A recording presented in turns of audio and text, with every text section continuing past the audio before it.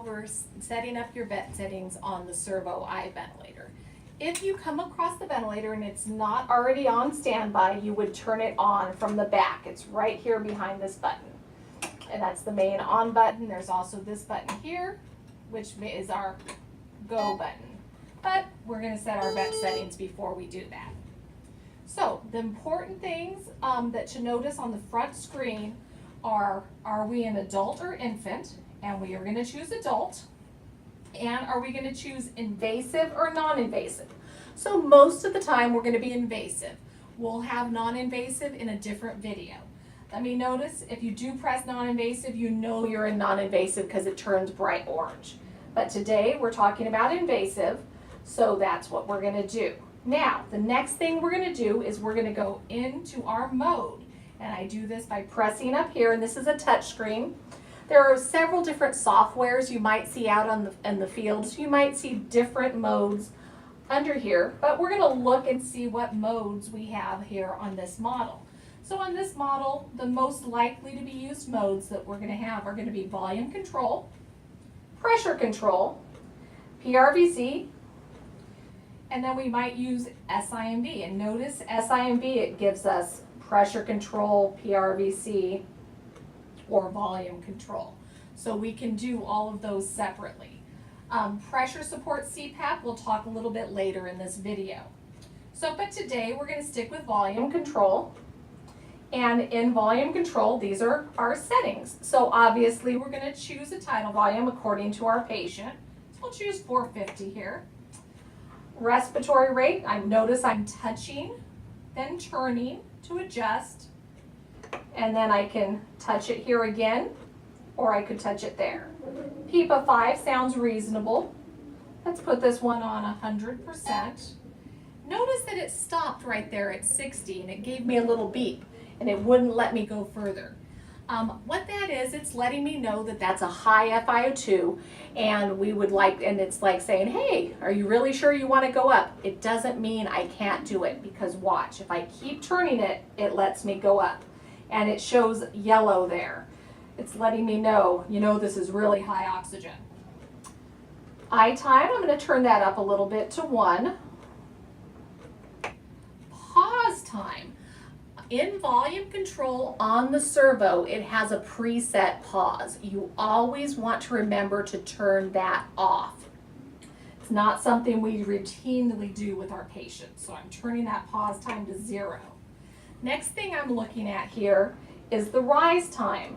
The rise time is how fast that breath is going to be delivered, how fast that flow is going to be delivered to the patient. If your patient doesn't have a huge inspiratory demand, doesn't have something like asthma, something where they're super short of breath, you could probably just set that around 12 o'clock. So that's going to be 0.2 in seconds. And in other models of the Servo, this will be in percentage. And then if it seems like they need their flow a little faster, you can always just make that rise time shorter. Our trigger, we have the capability of doing both pressure, which it shows up as negatives here. And then we also have the capability of doing flow. For most patients, we're going to be in flow trigger unless it's auto cycling per se. So once I've chosen all of my settings, I can see things like the IE ratio and the minute volume set here, as well as the flow up here in this tiny box in the corner. Now I'm going to press accept, so then I'm going to push this button here on the side to actually start ventilating. Okay, so I'm going to give it a couple of breaths, give it a minute here for this to set up before I start setting my alarms, right? Because several of the alarms I'm going to need to set are going to be dependent on what's actually happening with the patient. So these numbers right in here, and you got to remember it's a touch screen because this can happen. You end up going through several screens. These numbers right in here are our red numbers, our actual numbers being delivered to the patient. So this is my peak pressure. Obviously in volume control, that would be my number one concern. How are these lungs? Is it taking a lot of pressure in order to ventilate them? My mean airway pressure, my PEEP, are all up here in yellows. Respiratory rate, actual respiratory rate, my plastic lung, shock and awe is not breathing spontaneously. If the patient were breathing spontaneously, that would go up. And then down here we have our actual IU ratio and our minute volume. So once the patient's been breathing for a little while, we put this on the patient, then we can go to our alarm settings. And I notice my peak pressure's 22. I'll go ahead and leave that high pressure at 40. My minute ventilation's 6.3, so I'll go ahead and take that down a little. High minute ventilation, I'll take that down a little. And these you're all going to set according to what you learn in class. High respiratory rate, that seems reasonable, and my PEEP. Okay, so then once I've chosen my vent settings, I'm going to press accept. Sound level, you always want your alarms to be at 100%. You want them to be heard from across the hospital. And I'm going to press accept. Okay, so that is basically setting up volume control. Now, from volume control, if I were going to do something like find a plateau pressure, I would press the inspiratory hold button. And then I'm going to have that plateau. Now, nothing happened on this screen because I wasn't on the correct screen for it. But here it is. And now it disappeared, so I'll go ahead and do that one more time. So here's my inspiratory hold, and there's that beautiful plateau, and there's my plateau pressure. And it'll actually do your calculations for you. So, if I go to this screen, I'll wait for it to come back up. It's going to give me my static compliance right in here, which it did. The other thing we can do here is our expiratory hold to check for auto PEEP. So that's going to be right here. Notice this is just a little guard to keep people from bumping into the buttons. Okay, so other than that, we have all of our other modes. So if we wanted to change a mode, so say we wanted to go to pressure control, we would set all of our numbers in here.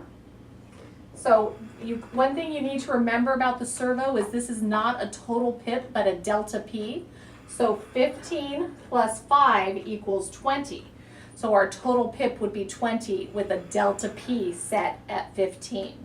So you want to remember that. You don't ever want to think that this is a total PIP on the servo. Different ventilators are different as far as whether they're total PIP or delta P. So if we choose all these settings, then we press accept, that's when it'll change. So that allows you to change and set up those settings on a different mode before you switch over. And then we could go back to volume control the same way. And my settings should still be there.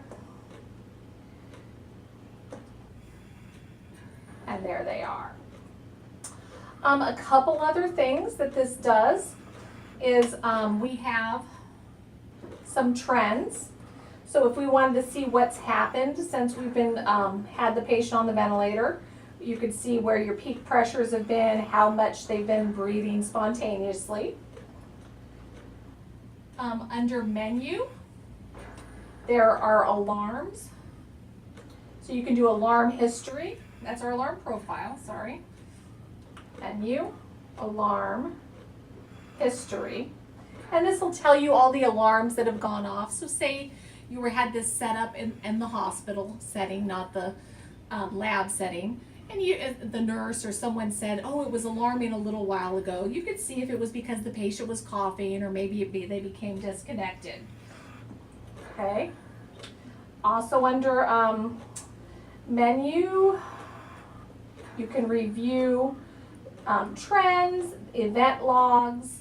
This would be like different vent changes that were made, different alarms, silences that were made, so you can review all that.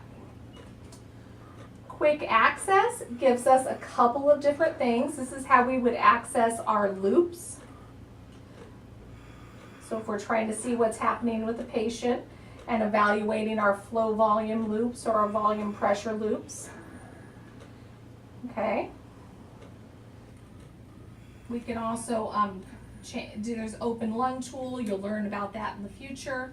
And suction support. The nice thing about suction support is this is when if you're going to disconnect the patient from the ventilator in order to open suction, or maybe you have to move the circuit around, something like that, it's not going to alarm. It's going to pre-oxygenate with 100% oxygen, and then it'll let you move everything around, and then you can put this back on, reconnect it.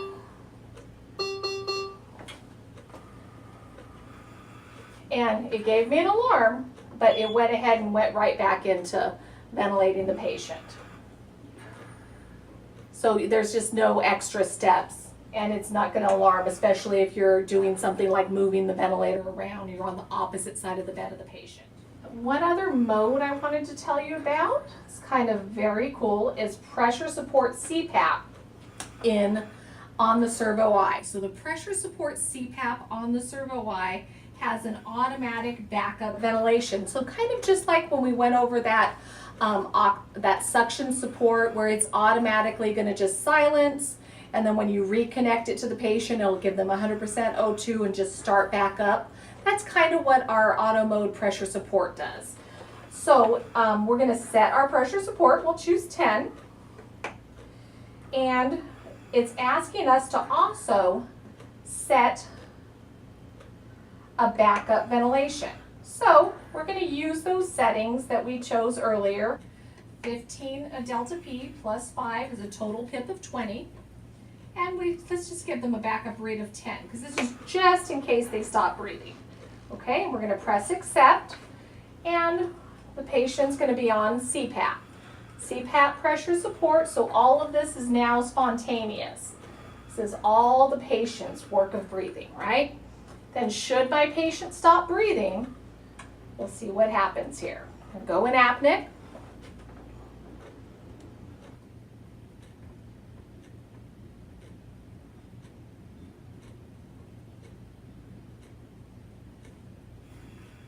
And it's giving me the alarm, no patient effort. I'm going to go ahead and silence that alarm so we don't have to hear it. And it's in backup ventilation. Okay, so it's automatically giving these settings. It's not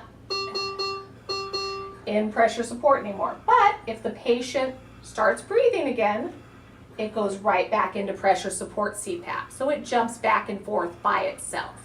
So that's a nice feature of the Servo. So should the patient get sedation, it'll go into backup ventilation, and should they start spontaneously breathing again, it'll go right back in. PRVC is another great mode of the Servo, and what makes this mode great is it has the nice flow waveform of pressure control while it's giving you a volume guarantee. So I'm going to tell the ventilator what tidal volume I would like, and it's going to jump around, giving a little more, a little less, until it gets right into that tidal volume. So right now it's 477, it overshot a little bit. So it's going to take the pressure down a little until it gets a little closer. And what I was talking about with what makes this mode great, and this is also what makes pressure control a good mode, although we don't have the volume guarantee, so there's the opportunity for barotrauma or under ventilation. What makes this mode great is this flow waveform, and the reason that that's a great waveform is that flow starts out really fast when you're anatomically at the large airways, and as you go to the distal or the smaller airways, it slows down, which keeps the flow nice and laminar, and enables you to get more bang for your buck and more volume with less pressure. Okay, so one of the nice things about this is the most commonly used settings are you're able to change them right here with the knob. And that with the knob changes, you do not need to do anything other than turn the knob. Yes. So this is the alarm silent button, obviously. And that it has the yellow and it's the alarm crossed out. So if I wanted to change my respiratory rate, we're going to wean this patient, I would just do it right there. I don't need to go into the settings. Because if I were to do it within the settings, I need to touch, I need to get to the right place, and then touch, and then press accept. So that's like 3 steps. The downfall of this is if I were in something like SIMV, where is my pressure support? That at 10. And I just wanted to change, per se, my pressure support. I have no choice but to go in here to change my pressure support because I don't have that on the front screen. So if I was going to wean the pressure support to 8, I would need to go in. However, if I'm just weaning the rate or the FiO2, I can do that from the main screen. Again, anytime you get to 60, either weaning down or going up, it will alarm. And then it just means you have to just put up with that alarm and twist it a little bit longer, and then it'll go. All right, so that's kind of the servo in a nutshell. There are other modes, and we'll go into the loops and scalars in another video, but that's how to set up your servo ventilator.